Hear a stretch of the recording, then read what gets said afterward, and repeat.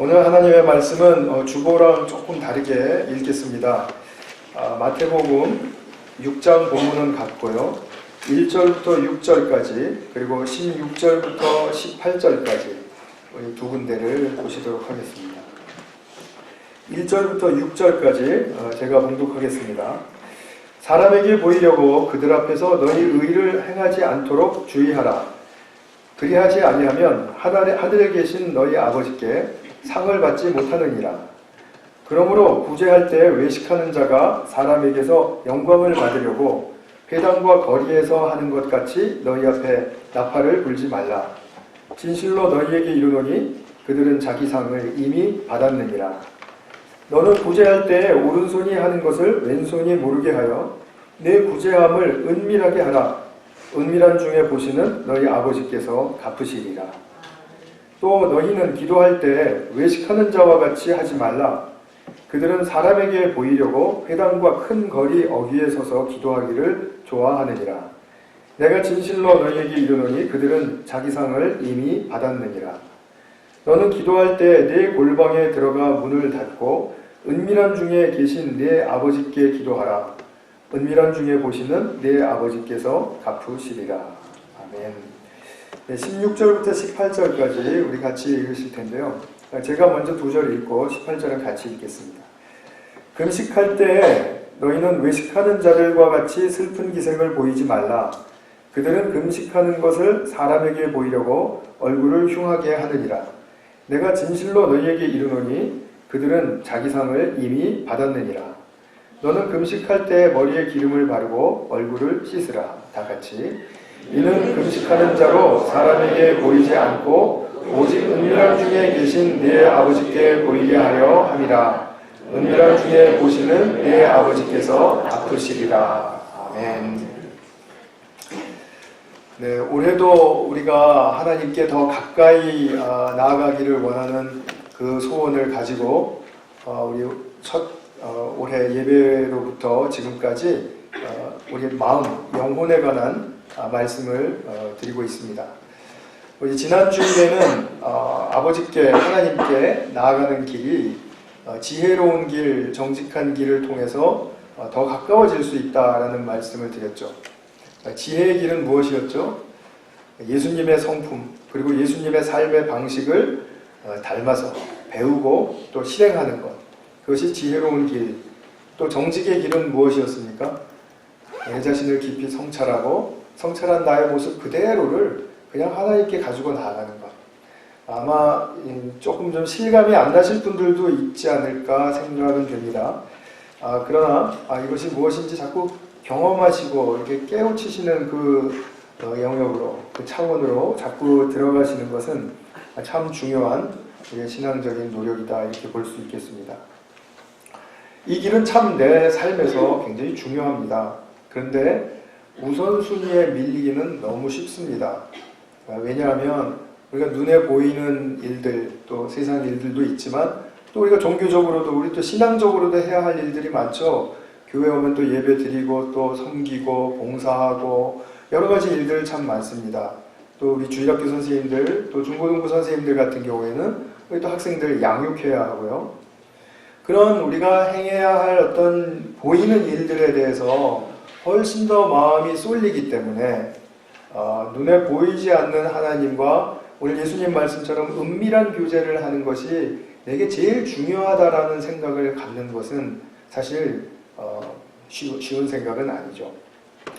우리가 그냥 내가 한 일에 대해서 오늘 사람들과 별 마찰 없었다, 또는 내가 한 일 그대로 잘 수행했다, 그리고 사람들도 반응이 좋았다, 이렇게 하면은 그래 오늘 나 죄 지은 거 없네, 나는 그 괜찮은 사람인 것 같아, 이렇게 생각하기 쉽고, 그리고 실제로 나는 괜찮아, I'm okay 라고 생각하기 쉽죠. 어느 기도회에 이제 중년 부부가 참석을 했답니다. 근데 이제 기도 제목을 나누는데 그 중년 신사가 일주일 살면서 나는 회개할 일을 하나도 저지르지 않아서 그거 참 감사합니다. 이렇게 했더니 옆에 있던 아내가 이상한 신음 소리를 내더라는 거죠. 많이 알아들어 주셔서 정말 감사합니다.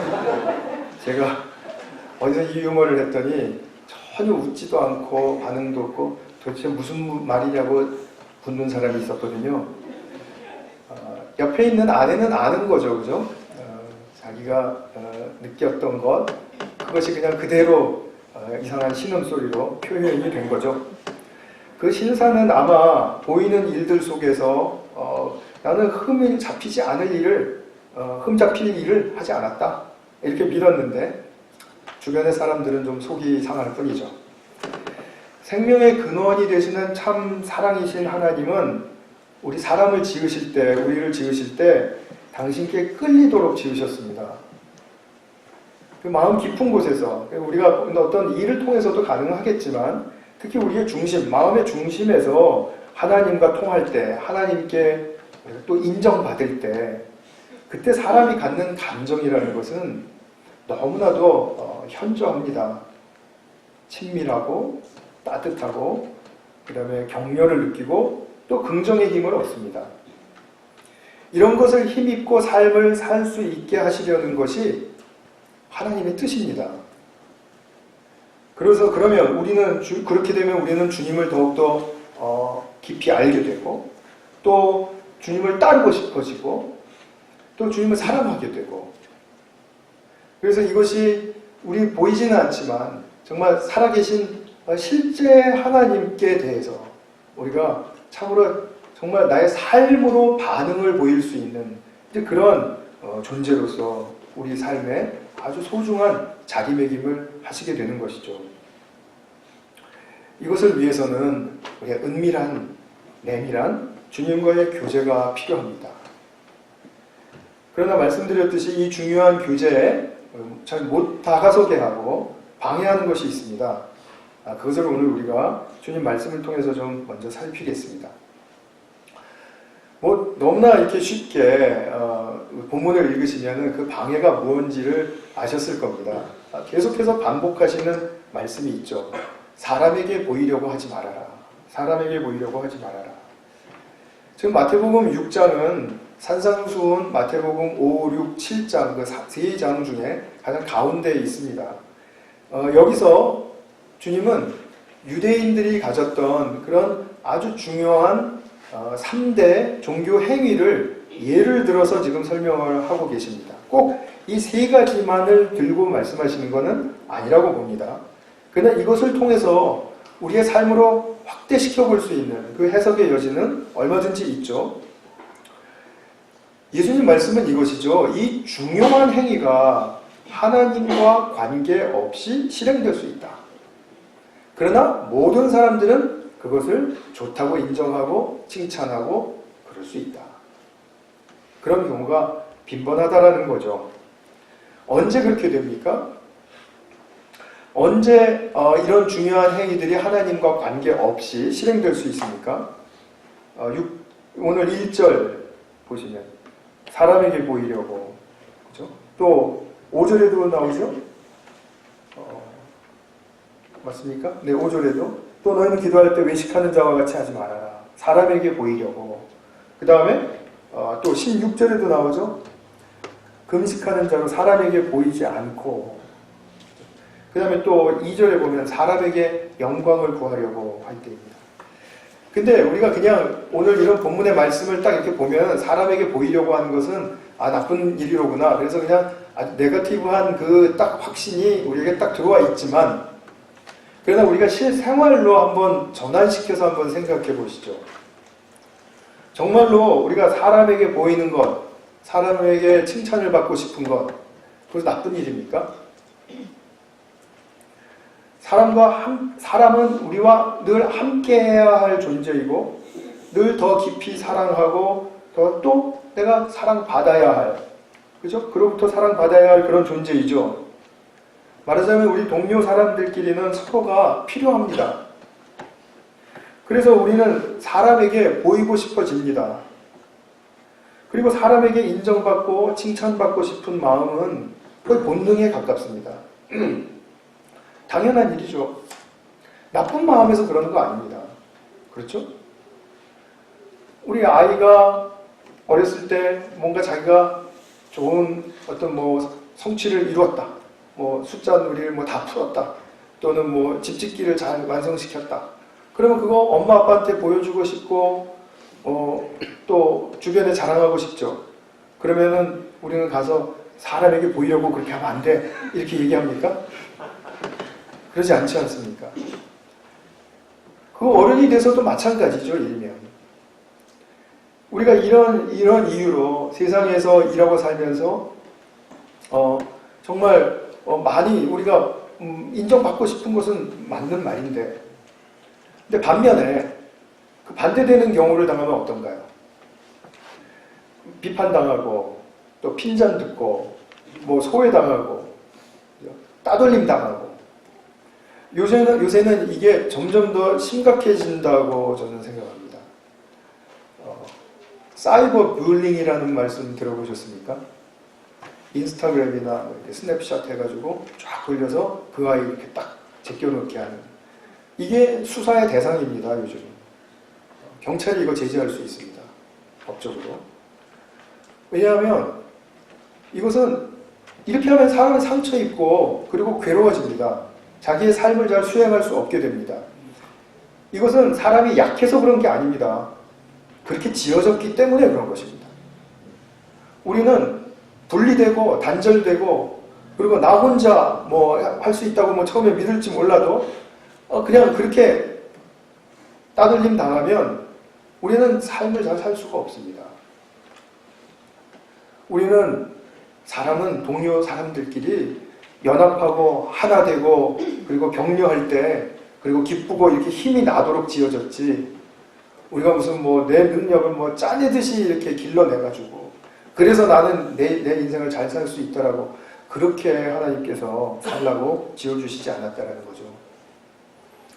이번에 우리 테니스 정현 선수가 호주 오픈 4강까지 올라가니까 우리 김연아 선수가 정말 금메달 받았을 때처럼, 또는 뭐 우리 월드컵에 2002년도 월드컵에 우리 4강 올라갔을 때처럼 정말 많은 사람들에게 기쁨이 되고 서로 격려가 되고 그것으로 말미암아 좀 이렇게 소원했던 그런 관계들도 정현 선수 얘기하면 이렇게 이야기 꽃이 피우고 그래서 기쁨이 되고 그러지 않았습니까? 그거는 우리가 당연히 너무나 그렇게 살도록 우리는 지어진 거죠. 그러면 예수님 말씀이 이런 인정과 뭐 칭찬과 연합과 뭐 기쁨 이런 거 무시하고 사람은 신경 쓰지도 말아라. 혼자 가도 좋고 그 주님과 나와의 관계만 중요하니까 나는 이제 내가 할 일, 내 삶만 신경 쓰며 살면 된다. 이렇게 주님께서 말씀하고 싶으신 것일까요? 그건 아니라는 거죠.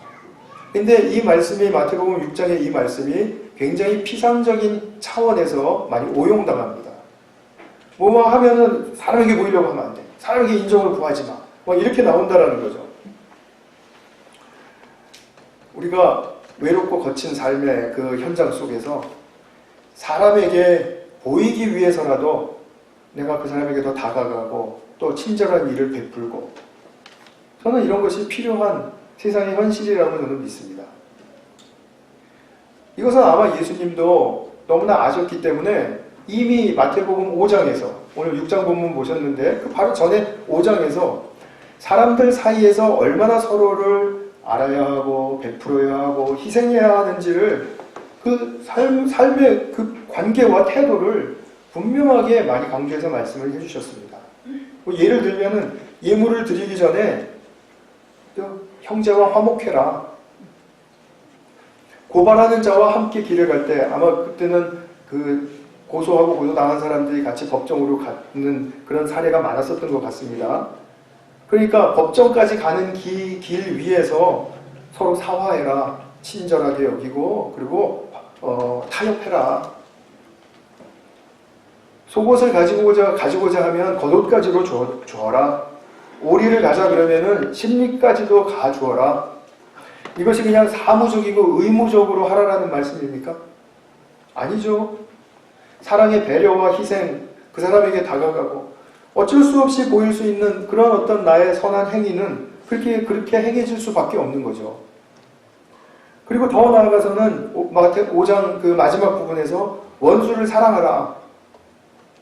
자, 그것은 어느 정도의 인간의 온전한 인성이 요구되는가를 우리에게 말씀해 주시는 거죠. 원수까지도 사랑하는 거, 그 사람 뭐 보지 말고 따돌리고 뭐 그렇게 하면서 사랑할 수는 없지 않습니까? 하늘에 계신 너희 아버지의 온전하신 것 같이 너희도 온전하라.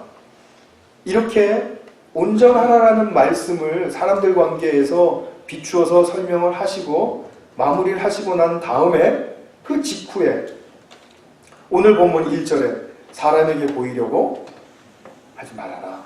이렇게 말씀을 하시는 거죠. 그러면 이것이 우리 사람에게 거듭 말씀드리면 신경 쓰지도 말고 사랑할 것 없다라는 뜻이 아니죠. 오히려 사람에게 보이려고 하는 우리의 어떠한 일면이, 어떠한 측면이 원수를 사랑하는 데 방해가 된다 이 말입니다. 그러니까 그 온전한 인성에 이르기까지 방해가 되는 것들, 그것은 사람들과의 관계에서 표피적인 관계에 머무는 것이다. 그러면서 하시는 말씀은 오히려 사람들 앞에서 너희 의의를 행하지 않도록 주의하라고 하시죠. 그 의의를 행함이라는 것은 내가 그래도 이렇게 잘났어. 내가 탁월하잖아. 내가 우월하지 않아. 내가 다른 사람들보다 좀 낫잖아. 이거 나타내려고 하지 말라라는 것이죠. 즉 나는 이만큼 구제활동 잘하고 나는 이렇게 기도하고 나 기도 생활 한단 말이에요. 왜 자꾸 기도하라 그래요. 금식도 잘하고 그런 사람임을 사람 앞에 증명하지 말라라는 것이죠. 사랑하는 것과 관계없죠. 자기가 하고 있는 일은 자기가 충분히 자신이 행하면 되는 것이죠. 근데 누가 사실은 나도 훌륭하잖아 이렇게 말하겠습니까? 그죠? 그렇게 말하는 사람은 없죠. 그러나 예수님은 지금 우리의 마음을 지적하시는 것입니다. 은근히 다른 사람들에 대해서 아이고 참 못나가지고 그래도 몰라가지고 나 정도는 돼야지 이렇게 하라는 그런 은연중에 드는 마음을 경계하라는 것이죠. 예수님께서 이렇게 하지 말라고 하시는 이유는 딱 한 가지입니다. 본문을 보면요. 표면적인 삶의 차원에서 은밀한 깊은 내면의 차원으로 들어가라 라는 말씀입니다. 그 은밀함이라는 말씀을 얼마나 많이 반복하시는지 보셨죠? 4절, 6절, 18절 예수님도 이 세상에서 사람들끼리 얼마나 갈라지고 그리고 으르렁거리고 있는지를 아셔서 사람에게 인정받는 거 힘들다라는 거 다 아십니다. 그런데 그보다 더 예수님께 더 중요한 것은 뭐냐면 아버지와의 은밀한 관계, 그것이 우선순위이다. 그것이 이 땅에서 얼마나 잘 되는 것보다도 더 중요하다. 이 땅에서 누구에게 상을 받는 것보다 더 귀하다. 이런 말씀을 하고 싶으신 것입니다.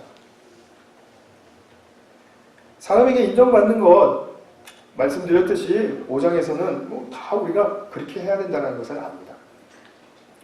그러나 초두에서 제가 말씀드린 것처럼 우리가 하나님과의 관계, 그것이 그냥 피상적인 하나님과의 관계가 아니라 하나님 믿어요. 예수님 믿는다니까요. 이게 아니고 정말 내밀한 나의 내면의 세계로 들어가서 그 안에서 주님과의 오고 가는 그런 관계 형성이 지금 되어 있는가?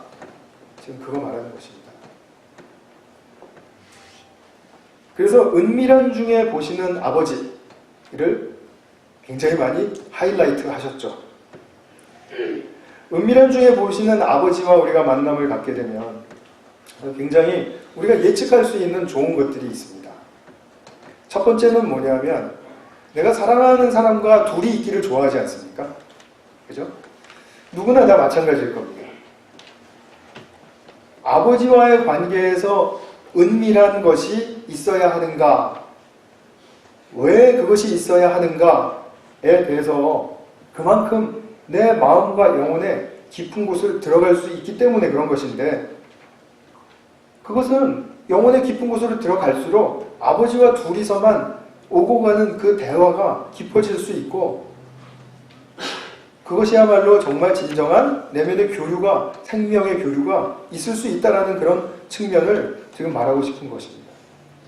우리가 어떤 친구와 얘기를 하고 싶어요. 그 사람이랑 둘이서 좀 얘기를 하고 싶은데 주변에 사람들이 많습니다. 그러면은 그 사람, 그 친구와 만났다 하더라도 깊은 얘기 할 수 있습니까? 너무 당연하죠. 할 수 없죠. 그러니까 우리는 둘과만 만나는 것이 굉장히 의미 있다는 것입니다. 아버지와만 함께 할 때 그분의 빛은 내가 보이고 싶지 않은 부분까지도 깊은 곳을 잘 그 빛으로 비추어 주셔서 나를 보게 하십니다. 그러면 내가 정직함을 향해서 나아갈 때 그것을 또 아버지께 또 그것을 다 내어놓습니다. 그러면 나의 내면의 문제가 발견되고 또 그것이 해결되고 치유받는 그런 때가 생기는 거죠. 자, 성도님들도 한번 생각해 보세요. 내가 치유받고 그리고 또 내가 아버지의 음성으로 또 같이 이렇게 교제하고 했던 때가 사람들과 이렇게 함께 있었던 때였는지 아니면은 내가 혼자 시간을 떼어서 아버지와 단 둘이 있을 때였는지. 단 둘이 있을 때였다는 것은 그냥 뭐 막연한 그런 것이 아니라 내가 말씀을 묵상한다라든지 정말 애써서 기도하려고 한다라든지 아니면 영적 독서에 힘쓸 때라든지 아니면 나 혼자만의 성찰을 위해서 티타임을 갖거나 아니면 조용한 산책을 하거나 할 때라든지 그때가 바로 하나님과의 관계가 딱 더 정립이 되고 더 세워지고 그리고 더 풍성해지는 그런 기회이죠. 이런 질문이 있다고 들었습니다. 하나님과의 관계를 위해서 도대체 무엇을 하라고 하시는 것입니까? 저는 제가 제 설교를 통해서 매주 얘기했다고 생각했는데 그런 질문이 나와서 다시 한번 말씀드립니다. 성경 보시는 거고요. 성경 공부하시는 거고요. 말씀 묵상하시는 거고 기도하시는 거고 혼자 산책하시고 그리고 자기 성찰하시고 하나님과의 관계를 맺는 길입니다. 아셨죠? 이것을 안 하고서 아버지와의 관계가 맺어지는 그런 사건은 있을 수가 없습니다, 여러분. 근데 그때 만나는 아버지는 너무나 좋은 아버지세요. 사랑하고 그리고 또 좋은 의미에서 그 아버지에 대해서 떨림이 있고 그리고 그 자기 앞날에 대해서 아버지와 동행할 때 정말 기대되는 아버지라는 거죠. 아버지가 나와 함께 하시니까 난 좋다 이거죠. 자신의 상황을 초월해서 그렇다는 것입니다.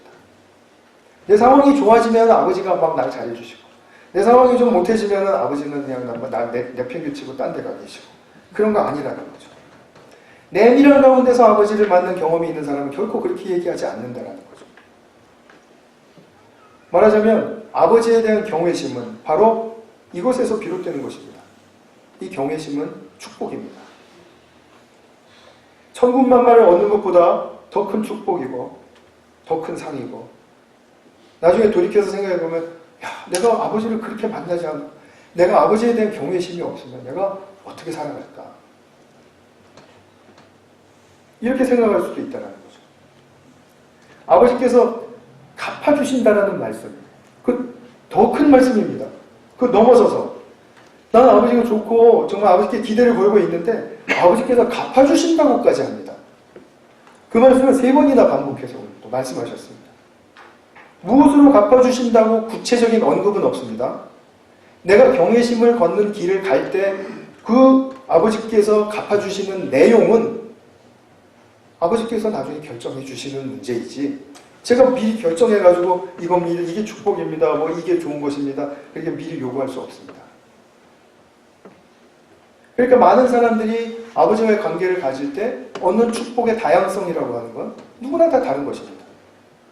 획일적으로 기본적으로 이제 건강 챙겨주시고 그 다음에 또 이제 재물도 딱 기본적으로 챙겨주시고 그 다음에 관계도 어느 정도 좋게끔 매끄럽게 챙겨주시고 이렇게 한 위에 주신 뭐 그런 거 상상이 안 되시죠, 그죠? 이미 우리 삶에서 그런 일은 일어나지 않죠. 어떤 사람은 건강이 상했는데도 아버지에 대한 경외심 때문에 축복을 엄청 누리고 사는 사람도 많습니다. 어떤 사람은 우리 교회에도 있지만 사업이 잘 안 됐는데 하나님과 더 가까워지고 하나님을 더 사랑하게 되신 분들도 있습니다. 우리의 상황을 초월하시는 아버지의 갚아주심. 이것을 우리가 얼마나 사모할 만한 것인가를 지금 예수님은 말씀을 통해서 우리에게 도전하고 계시는 것입니다. 아버지를 깊이 경외하는 인물들을 성경에서는 믿음의 선배라고 그렇게 소개합니다. 그 선배들이 참 많지만 오늘 너무나 잘 아시는 아브라함의 그 믿음의 그 대표적인 그 예를 한번 소개해 보겠습니다. 다 아시는 대로 아브라함은 75세 때 고향 땅에서 비즈니스 잘하고 살다가 가나안 땅으로 들어와가지고 망한 사람이죠. 거기서 오자마자 막 가뭄 맞고 뭐 그래서 그냥 어찌 뭐 낯선 곳인데 그냥 또 애굽으로 또 이집트로 또 피해 가야 되고 막 이런 어떤 막 상황이 막 엄청나게 열악해진 그런 상황을 맞이했던 사람입니다. 그런데 아브라함은 하나님을 따랐습니다. 왜 따랐습니까? 아들 주시겠다고 해서 따랐습니다. 아들 주시겠다라는 아들 받는 것이 자기에게는 인생의 그 무엇보다도 무엇을 감수해도 제일 큰 축복이었습니다. 더군다나 아버지께서 너를 통해서 큰 민족을 이루시겠다고 하니까 얼마나 흥분되었겠습니까? 내가 자식이 이게 하나도 아니로구나. 좋은 거죠. 근데 25년 지난 다음에 그 약속 받고 25년 지난 다음에 뭐 그 굉장히 굴곡이 많았죠. 어쨌든 간에 그러고서는 아들 받았습니다. 아브라함은 믿음의 소원이 이루어졌습니다. 근데 이 믿음의 사례는 누구나 다 보고 아는 것입니다. 누구나 다 보고 알 수 있는 것입니다. 모두 공공연한 그런 사실이죠. 근데 이 믿음의 수준이 아브라함의 믿음의 전부는 아니었다는 것을 이제 이삭이 장성한 다음에 우리는 또 기사를 통해서 알게 되죠. 하나님께서 어느 날 갑자기 이삭을 번제로 드리라고 하셨습니다. 이삭은 번제를 자기가 짊어지고 산으로 올라갈 정도니까 아마 장성한 나이였을 겁니다. 적어도 10대 후반, 20대 초반 뭐 이렇게 볼 수 있겠죠. 아브라함의 나이가 한 120살 정도 되지 않았을까 싶습니다. 그가 실제로 제물로 드리려고 아들을 칼을 잡고 아들을 잡으려고 했을 때 하나님의 사자가 멈추게 했죠. 그리고 이제 이런 말씀을 들려주십니다. 내가 내 아들 독자까지도 내게 아끼지 아니하였으니 내가 중요한 말 나옵니다. 이제야 네가 하나님을 경외하는 줄을 아노라. 경외함을 가진 그 나의 마음을 알아주시는 때가 있다라고 말씀을 하시는 거죠. 근데 그 이제야라는 그때를 전후를 해서 한번 살펴보십시오. 이삭을 드리려 했던 사건이 우리에게 좀 말해주는 것은 무엇이냐면 아브라함의 이삭을 받기까지는 아브라함이 남들이 다 알아줄 만한 믿음이었다는 것입니다. 근데 이제는 사람이 이해할 수 없는, 이해가 안 되는 그런 믿음의 수준으로 간 것입니다. 사람에게 보이려고 행할 수 없는 믿음의 일이었다는 거죠. 그죠? 난 내 아들 잡을 거야. 나 이렇게 믿음 가진 자야. 그리고 아브라함이 막 떠벌리고 간 거 아니죠. 성경에 보면은 아침 일찍 일어났다고 했습니다. 아침 일찍이 출발했는데 아마 제가 생각하기에는 또 많은 분들이 생각하기에는 살아도 모르게 이삭을 데리고 간 것 같습니다. 와이프에게도 말할 수 없는 그 상황. 사람에게 보이려고 행할 수 없는 믿음의 일이죠. 그 믿음의 차원이고 그 믿음의 수준이죠. 그리고 도저히 사람들에게는 어떤 정말 격려나 지지를 받을 수 없는 일입니다. 하나님과 자신과의 관계에서만 은밀한 확신, 은밀한 인정이 일어날 수 있는 그런 일이었습니다. 근데 그 은밀한 사건을 오늘 우리는 말씀을 통해서 성령의 도우심으로 지금 보고 우리의 삶으로 그 빛을 초대하라는 도전을 받고 있는 것이죠. 이와 같이 오늘 본문에서도 종교적인 행위로 대표하는 어떤 구제나 기도나 금식처럼 우리 성도님들의 신앙을 어떻게 상징적으로 하든지 대표하는 어떤 삶의 행위가 있겠죠. 그런 나의 삶의 행위들이 과연 아버지와 은밀한 주님의 관계 속에서 확신을 얻은 것인지, 그리고 그 은밀한 주님과의 관계 속에서 인정을 받은 것인지, 그것을 나는 추구하고 가고 있는 것인지, 아니면 그것이 희미하고 그것이 불분명하니까 나는 그런 건 내 인생에 없다라고 하고 그냥 채울 거나 채워주세요, 이렇게 하고 살 것인지.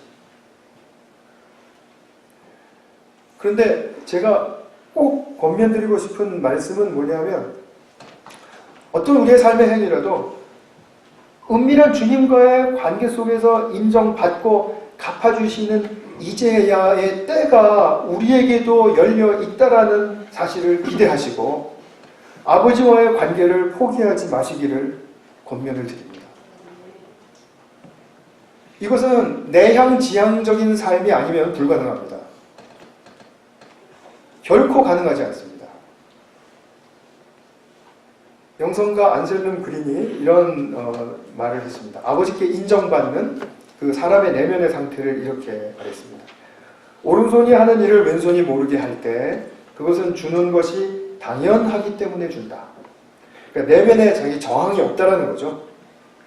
내가 준다는 것을 의식하지도 않고 그대로 무언가를 바라지도 않음을 뜻한다, 이렇게 말했습니다. 근데 이것이 그냥 우리가 이렇게 해야 되겠다고 해서 가능해집니까? 아니죠. 이것은 어떤 상태를 기본으로 우리에게 말해주고 있습니까? 암시하고 있습니까? 그만큼 나의 내적인 집중이 아버지와의 은밀한 관계에 지금 쏠려 있다라는 것, 그것이 될 때 이것이 가능하다라는 거죠. 그래서 예수님은 늘 은밀한 것을 가르치십니다. 마음의 문제를 다루십니다. 바리새인들을 야단치실 때도 그 행위를 통해서 그들의 마음이 어떤지를 가르치시고, 우리의 삶 속에서도 마음과 행위의 일치를 말씀하십니다. 이렇게만 하면 돼 라고 말씀하시는 적이 결코 없습니다. 그렇기 때문에 우리 자신은 늘 나의 은밀한 것, 그리고 은밀한 중에 아버지와의 관계, 그것을 확장시키려고 애쓰고 깊이 하려고, 깊어지게 하려고 애쓰고, 그렇게 해서 정말 주님과의 은밀한 교제가 확장되고 커진다면 그 축복은 우리의 삶을 너무나 멋지게 단순해지게 만들 것입니다. 단순해진다는 말씀은 어떤 소모적인 씨름들, 허비하는 나의 내적인 에너지들, 이런 것들 많이 줄일 수 있다는 뜻입니다. 말씀을 맺으면서 드리고 싶은 말씀은, 경외심을 방해하는 어떤 외형적인 인정이나 또는 표면에서의 그 만족이나 있고 없고의 비교나 이런 것들은 무의미하다라는 것을 저와 여러분이 절감하실 수 있기를 바랍니다. 그리고 사람은 사랑하고 사랑받기에 중요한 존재이지, 그 외에 어떤 사람이 나를 높일 수도 없고 낮출 수도 없다는 사실을 기억하시기 바랍니다. 사람은 그런 존재입니다. 주님께 대한 경외심이 우리 깊어져서 정말 주님께서 우리에게 풍성하게 갚아주시는 삶이 차고 넘칠 수 있기를 축원합니다. 같이 한번 기도하겠습니다.